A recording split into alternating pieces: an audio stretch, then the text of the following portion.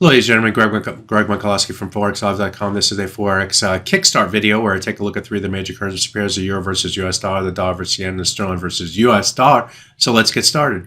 We saw the dollar move higher after the FOMC rate decision, but the low price that we saw in yesterday's trade was right here, and that was right against the 50% retracement of the move up from the low price that we saw going back in time to this low right here. That was in early October to the high price that we saw in December.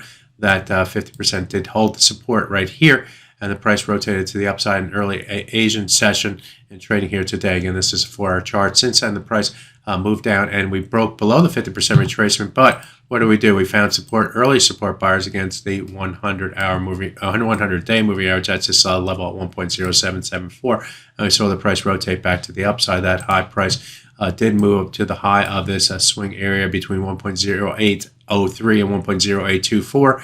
We found some sellers, and we're currently trading in between this swing area right now at 1.0817 at the moment. So what next with this currency pair from a technical perspective? Well, if you really look at it, on the top side, the 100 or the 200-day moving average is a key resistance level. The 100-day moving average is a key support level.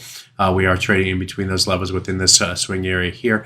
If we're going to go higher, we need to get and stay above the 200-day moving average. I know this week we have been above and below that level, but there are times where we did have markets selling against that level, more specifically here. And then we found support buyers here when we broke above it. We tried to hold support against it, but then failed and moved back to the downside. So I'm going to use that 200-day moving average, our top side resistance, get above it is more bullish. On the downside, we have to get below the 100-day moving average. We talked about that before the FOMC rate decision, and we'll talk about it today and going forward for that currency pair. By the way, tomorrow we do have the U.S. jobs report, which is going to be another major influence for pairs like the euro versus US dollar, dollar versus yen, sterling versus US dollar. So, are we setting up for that release tomorrow to give us the shove that we're looking for? If we do shove to the upside, we're going to head toward the 100-bar moving average in the 4-hour chart. The high price yesterday did stall against that level. On the downside, of course, we need to get below the 100-day moving average. If we do that, we'll look toward this low right here, also toward the 61.8% retracement. So that's the euro versus US dollar. Let's take a look at the dollar versus yen. And if we look at this on an hourly chart, we saw the dollar yen bounce after the FOMC rate decision, but we fell short of its 100-hour moving average and 100-day moving average. That's these two moving averages right through here. The 200-hour moving average is also in play.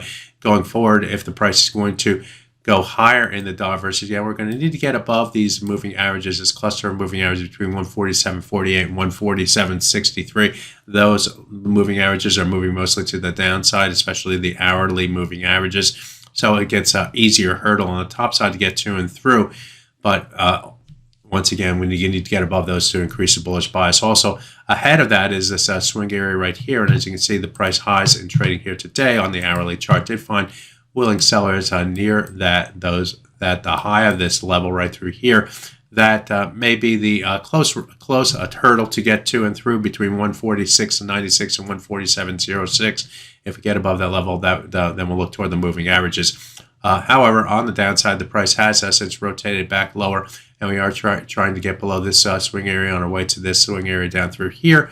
If we get below those levels, then we look toward the 38.2% retracement of this move to the upside. As most people know, I like to see the price extend below the 38.2% retracement to show that the sellers, in this case, mean business. If they can't get below the 38.2% retracement, this is just a corrective move in what is more of a bullish bias through here. So be aware of that on the downside. But right now, the sellers are trying to take more control after the resistance up here did hold, and the price has rotated to the downside. Let's finally take a look at the sterling versus US dollar, and this currency pair still remains in its ups and downs, trading range. Running out of room here on this chart here, at least the view of this chart, this range, between the 126.02 and the 127.99 level, or let's call it 128, so about 200 pips.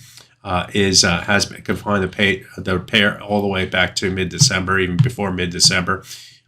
In the last couple of weeks, the price has been, actually over this whole time period, the price has been trading above and below the 100 and 200 hour moving averages, and before the FOMC rate decision, the price was above those moving averages, but then moved back below that level. And in trading here today, the high price that we saw did find resistance sellers against the 100-hour moving average. So the sellers remain in control. If they can keep below the 100-hour moving average and the 200-hour moving average, the bias is tilted to the downside in this currency pair, but there is work to do. We are back below the 50% retracement. That's a good thing.